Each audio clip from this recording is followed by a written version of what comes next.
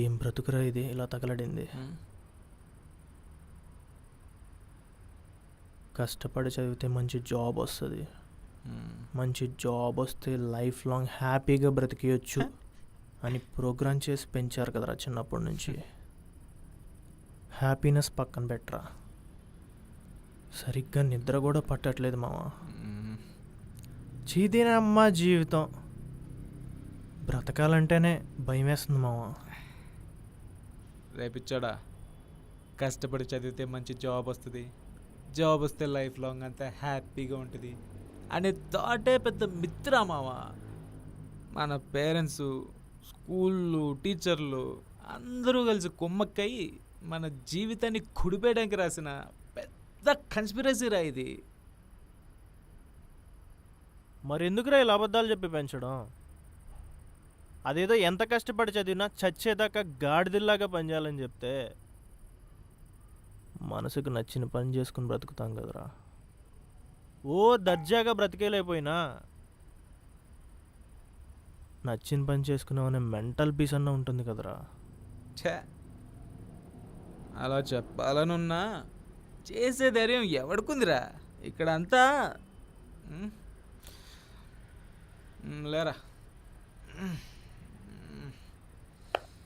రే మావా, లే.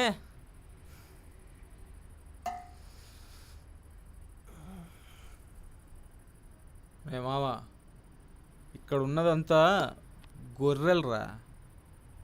నువ్వు, నేను, మనందరం గొర్రెలం. అందుకే మనం చదివిన చదువుకి, చేసే జాబ్కి, బతికే బతుక్కి ఏం సంబంధం లేదు.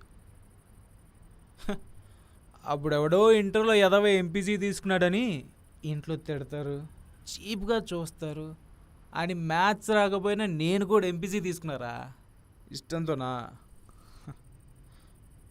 భయంతో. బీటెక్ అంతే, చేసే జాబు అంతే, బతికే బతుకు అంతే. అయినా ఇక్కడ ఎవరికి నచ్చింది చేసే ధైర్యం లేదు మామా.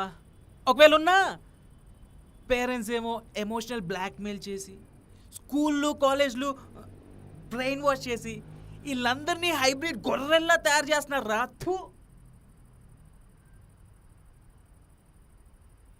గొర్రెల్లా బతికితే బతుకు స్టేబుల్గా ఉంటుంది అనుకుంటున్నారా, కానీ జీవితాల సంగతి రాకపోతున్నాయి రా. అర్థం కావట్లేదు నా కొడుకులకి.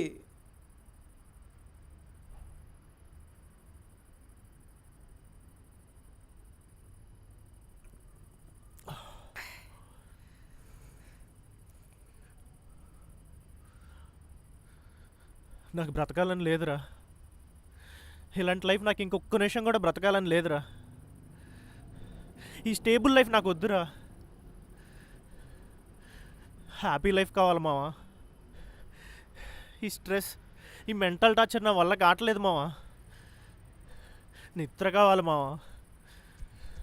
రే మావా, అలా కావాలంటే దూకేసే ధైర్యం ఉండాలి. అలా దూకేసే దమ్ము ధైర్యం నీకుందా? ఉందా?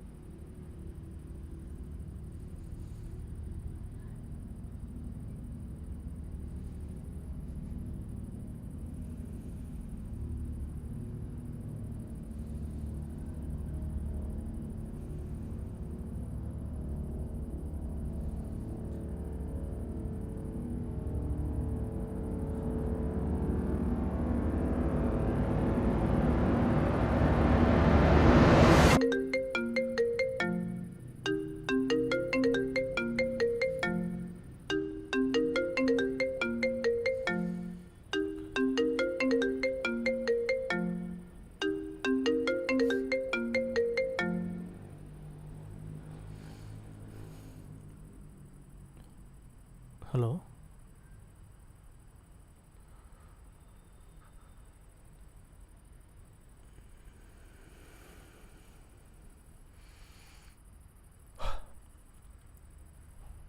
సరే నేను పంపిస్తాను.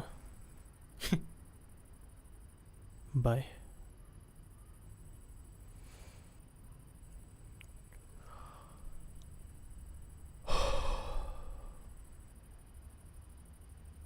కష్టమా? అప్పులు, ఈఎంఐలు, అమ్మ చెల్లి, రెస్పాన్సిబిలిటీస్, కష్టం.